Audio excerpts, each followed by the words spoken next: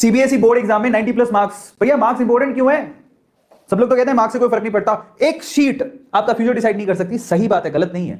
एक शीट आपकी future decide नहीं कर सकती, लेकिन कहीं ना कहीं ये जो नंबर होते हैं 11 12 में जो आप मेहनत करते हो वो आपको जिंदगी भर काम जरूर आती है। मतलब वो मेहनत आपको काम आती है।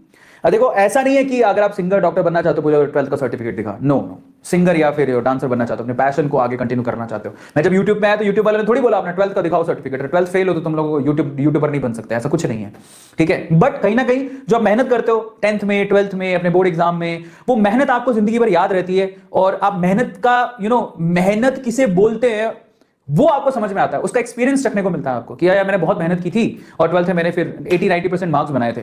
सो ये बहुत बड़ी फीलिंग होती है, वो फीलिंग के लिए आपको जंग लड़नी होती है।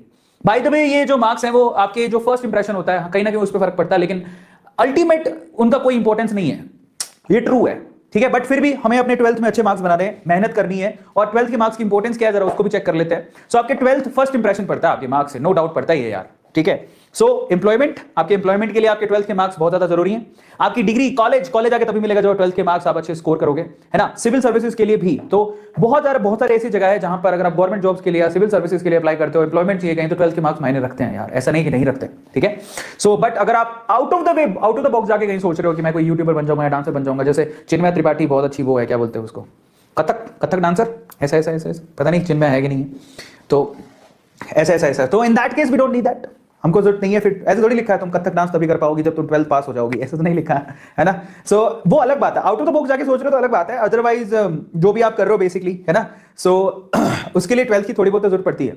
सो 12th आपको अच्छे से पास करना है, ये आप लोग को ध्यान रखना है। चलो अपन बेटे चेक कर लेते हैं। सबसे पहले तो ब्रांच वाइज केमिस्ट्री में बेटे चेक करते हैं। आपके बोर्ड एग्जाम में आपको बताता हूं, इनऑर्गेनिक आपका जब बोर्ड एग्जाम होगा उसमें ऑलमोस्ट इनऑर्गेनिक 27% आएगा, 27% आपको इनऑर्गेनिक मिलेगा। 19 मार्क्स का आपको इनऑर्गेनिक मिलेगा। इनऑर्गेनिक केमिस्ट्री 19 यानी 19 मार्क्स का आता है, ठीक है। उसके अलावा अगर हम लोग बात करें फिजिकल केमिस्ट्री की, फिजिकल केमिस्ट्री आपका 23 मार्क्स का आता है, 32.9%, ऑलमोस्ट 33% फिजिकल केमिस्ट्री आता है। 23 मार्क्स का आपको फिजिकल केमिस्ट्री मिलेगा।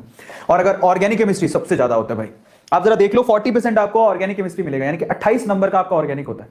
तो आप ध्यान रखना है भैया, आपका जो ऑर्गेनिक है, वैसे भी आपके 12th बोर्ड के अंदर आपका जो ऑर्गेनिक का जो पोर्शन है बहुत ज्यादा है, और उसमें से भी आपको भी पता है कि 28 से 30 मार्क्स का सिर्फ ऑर्गेनिक ही आना है। तो you have to focus on organic more.